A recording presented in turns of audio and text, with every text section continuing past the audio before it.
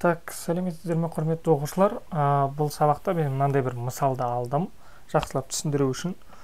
Әйтпесе көп мысал ала беруге болады негізінде. Бұлай, сонымен 27-ші есеп десең, анда бірінші есеп қой. Бұлай, есептің берілген қарап көрейік. Y тең минус 3 косинус 2x плюс π бөлінген 3 плюс 5 функциясының мәндер облысын табыңыз дейді. Біздің мынандай сабақтар бар, анықталу облысы және мәндер облысы. Жалпы мынаның бір функция ғой. Функцияның өзгеру облысы деген тақырып бар. Функцияның өзгеру облысы деген тақырып бар. Сол тақырыпта біз анықтау облысы деген мәндер облысы қалай табады, қандай жеңіл әдістері бар, тестте нені қолдану керек, вариантпен қалай тексеруге, соны бәрін көрсеткен болатынбыз. Енді мынандай бір нәрсе бар. Мысалға көпшілігінде мынандай қалыптасқан. Мәндер облысын табуды жалпы бірінші түсіндіре кетейін, білмейтіндер үшін. Функция y және x деген екі айнымалдан тұрады. Біреуі тәуелсіз айнымалы, x, y тәуелді. Яғни тәуелсіз және тәуелді деген не? X тәуелсіз көптеген мәнді бересіз, сол x-қа байланысты не y мәні анықталады. Яғни y тікелей неге x-қа тәуелді. Осылай айтуға болады. Енді осы жерде x-тің қабылдай алатын мәндер және y-тің қабылдай алатын мәндері бар. Мәндер облысы дегеніміз бұл жерде y-тің қабылдай алатын мәндер, яғни теңдіктің сол жағында тұрған айнымалының қабылдай алатын мәндер. Яғни қабылдай алатын мәндер деген сөз, қабылдай алмайтын мәндері де бар деген сөз. Кейбір жағдайда қабылдай алмайды. Енді біз оны тақырыпта түсіндірдік, негізінде сол үшін былай жасап кетейік сразу.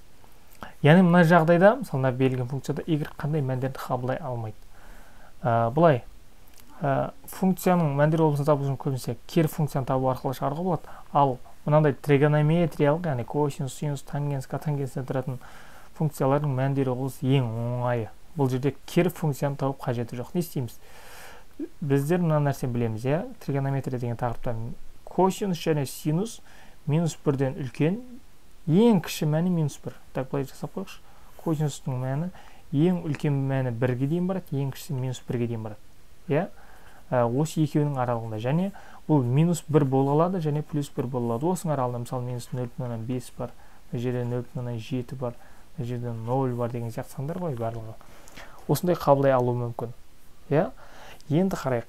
Ол косинустың мынаның ішінде тұрған нәрсе, мысалы мынаның ішінде 2x тұра ма, 2x плюс 3 тұра ма, или не тұрады мынаның ішінде барлығы, ол тірі-пірі ақ көк деп айтады ғой. Мысалы ішінде не тұрса да не болады?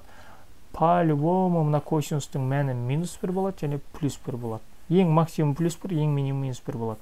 Ол ішіндегі зат көбінесе оның мына нәрсесін өзгерте алмайды. Егер мынаның сыртында бір сан қойылып тұрса, 3 косинус x болса, мынадан мына нәрседен бізде не шығады? Минус 1 шығуы мүмкін және плюс 1 шығуы мүмкін. Ең көп дегенде 3-ке көбейткенде минус 3 және плюс 3. Яғни алдында мына 3 не істеді, оны өзгертіп жіберді же. Ең көп дегенде минус 3 болады, ең аз дегенде плюс, ең көп дегенде плюс 3, ең аз дегенде минус 3 болады деген сөз, бұл түсінікті. Енді осы нәрсені білуіміз керек. Мына жерде косинус берді ма, болды, мынаның орнына бірінші минус 1-ді қоясыз. y тең 3 минус 3 көбейту ең кемінде қандай мән шығатынын табу үшін минус 1-ді қоясыз, плюс 5. Өйткені мына 5-те өзгертіп жібереді. Ал мына косинустың ішіндегі нәрсе ештеңе өзгертпейді. Минус 1 көбейту минус 3, плюс 3 болады, 5-ке ауыстырсақ 8. y тең болады, минус 3 көбейту ең үлкен мәні 1-ді қабылдай алады дедік, 1-ді, плюс 5. Минус 3 көбейту минус 3 плюс 5-ке қоссақ, плюс 2. Яғни ең үлкен мәнді қойып едік, 2 шықты, ең кіші мәнді қойып едік, 8 шықты. Яғни бұл максимум, бұл 8 бола алады, минимум 2 бола алады. Болды, осы екеуінің аралығында ғана жүреді. 6 болуы мүмкін, 5 болуы мүмкін, именно мына функциянікі. Себебі өйткені оны минус 3 өзгертеді және плюс 5 өзгертіп жатыр. 6, 5 болуы мүмкін, 3 болуы мүмкін, бірақ ешқашан 9 болмайды. Ешқашан 1, не болмаса 0, сондай болмайды. Себебі 2-ден үлкен және 8-ден кіші. Y қабында жататын y негізінде. Яғни мынау бізде дұрыс жауап. 2-ден үлкен не тең және 8-ден үлкен не тең. Осылай. Кез келген тригонометриялық функцияның мәндер облысын тапқанда осы нәрсені істейсіз.